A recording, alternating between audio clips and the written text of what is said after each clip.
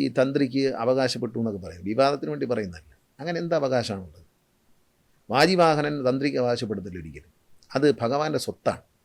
ഭഗവാന്റെ സ്വത്ത് ഇതിൻ്റെ ഊരാളർ എന്ന് പറയുന്നത് ദേവസ്വമാണ്, ഇതിൻ്റെ ഉടമസ്ഥർ. പണ്ട് തറവാടുകളും നമ്പൂതിരിമാരെ കുടുംബങ്ങളും ഒക്കെ ആയിരുന്നു. ഗുരുവായൂർ ക്ഷേത്രത്തിലുണ്ടൊരു ഒരാൾ അവകാശമുണ്ട് അവർക്ക്. അതായത് ആ ഒരു ഉടമസ്ഥൻ ഉടമസ്ഥാവകാശം ഇപ്പോൾ ദേവസ്വം ബോർഡിന് തന്നെയാണ്. അപ്പോൾ എന്ത് മുട്ടുസൂചി കിട്ടിയാലും അത് ദേവസ്വം ബോർഡിന് തന്നെയായിരിക്കും. അത് വേറെ ഒരു ന്യായങ്ങൾക്കും നിരത്തിയിട്ട് കാര്യമില്ല. അതിൻ്റെ ഒരു ആചാരം അനുസരിച്ച് ദേവസ്വം ബോർഡിന് തന്നെ ആയിരിക്കും. ഇതിൻ്റെ മുട്ടുസൂചിയാണെങ്കിലും അത് എടുത്ത പഴയ സാധനമാണെങ്കിലും പുതിയ സാധനമാണെങ്കിലും അതൊന്നും ആർക്കും വീട്ടിൽ കൊണ്ടുപോകാൻ പാടില്ല. ദേവസ്വം ബോർഡിൻ്റെ ഖജനാവിലേക്ക് വരേണ്ട സാധനങ്ങളാണ്. എല്ലാം ദേവസ്വത്തിൻ്റെ സ്വത്താണ്. ഇതെല്ലാം ക്ഷേത്രങ്ങളെല്ലാം തിരുവിതാംകൂർ രാജാവിൻ്റെ ആയിരുന്നു. അതെല്ലാം കൊണ്ടുവന്ന് പിന്നെ ഹിന്ദു കുടുംബങ്ങളുടെ വകയുണ്ടായി. ഇതെല്ലാം കൊണ്ടുവന്ന് തിരുവിതാംകൂർ ദേവസ്വം ബോർഡിൽ ലയിപ്പിക്കുക.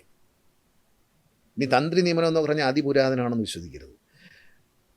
മഹാരാജാവ് ചിത്രേന്ദ്ര മഹാരാജാവിൻ്റെ കാലത്താണ് അയ്യപ്പൻ്റെ ശബരിമല ക്ഷേത്രം ഇന്നത്തെ നിലയിലേക്ക് പണിയുന്നത്. അതിന് മുമ്പ് തീപിടുത്തവും ഒക്കെ ഉണ്ടായി. അങ്ങനെ വന്നതിന് ശേഷം പണിയുമ്പോൾ മന്നത്ത പത്മനാഭൻ ദേവസ്വം ബോർഡ് പ്രസിഡൻറ്റും ആർ ശങ്കർ പ്രധാനപ്പെട്ട 2 നേതാക്കളുണ്ട്. അവർ രണ്ടുപേരും ദേവസ്വം ബോർഡ് മെമ്പറുമായിരുന്ന ഒരു ആദ്യ തിരുവിതാംകൂർ ദേവസ്വം ബോർഡ്. അതിൻ്റെ കാലത്താണ് ഇത് പണിയുന്നത്. അപ്പോൾ ആ പണിഞ്ഞപ്പോൾ നമ്മൾ തീരുമാനിക്കുകയാണ് ഈ ക്ഷേത്രത്തിൽ തന്ത്രി ഇന്ന കുടുംബത്തിൽ നിന്നായിരിക്കും എന്ന് തീരുമാനിക്കുകയാണ്. അല്ല ഇവിടെ അയ്യപ്പൻ എവിടെയും ഇന്ന കുടുംബത്തിൽ നാളെ വിളിച്ചു കൊണ്ടൊന്നല്ല. അല്ലല്ല അത് അതൊക്കെ അത്ര. ഇപ്പം നമ്മുടെ അവിടെ പല ക്ഷേത്രങ്ങളുണ്ട് പുതുക്കി പണി. നമ്മുടെ നാട്ടിലൊക്കെ ചെറിയ പഴയ ക്ഷേത്രങ്ങളുണ്ട്.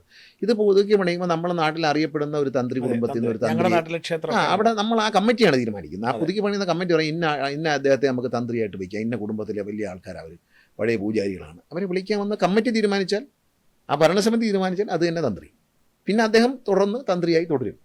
തന്ത്രിയെ മാറ്റുന്ന അമ്പലങ്ങളും ഉണ്ട്. തന്ത്രി കുഴപ്പമാണെന്ന് കണ്ടാൽ മാറ്റുന്നവരും ഉണ്ട്. അതിനൊന്നും ഒരു പ്രശ്നമില്ല. തന്ത്രി ആദ്യം ചെയ്യുന്ന പ്രതിഷ്ഠ ചെയ്തതിന് ശേഷം ഇത് തന്ത്രി ഭഗവാന്റെ അച്ഛനാണെന്നൊക്കെ പറയുന്നതൊന്നും എനിക്ക് യോജിപ്പില്ല. കാരണം അങ്ങനെയല്ല, പിതാവും സാനിയെന്നല്ല, ആത്മാർപ്പണം ചെയ്യുകയാണ്. ആ ജീവാത്മാവിനെ ആവാഹിച്ച് പ്രതിഷ്ഠയിൽ സങ്കല്പമാണ്. അതുകൊണ്ട് അച്ഛനാവില്ല.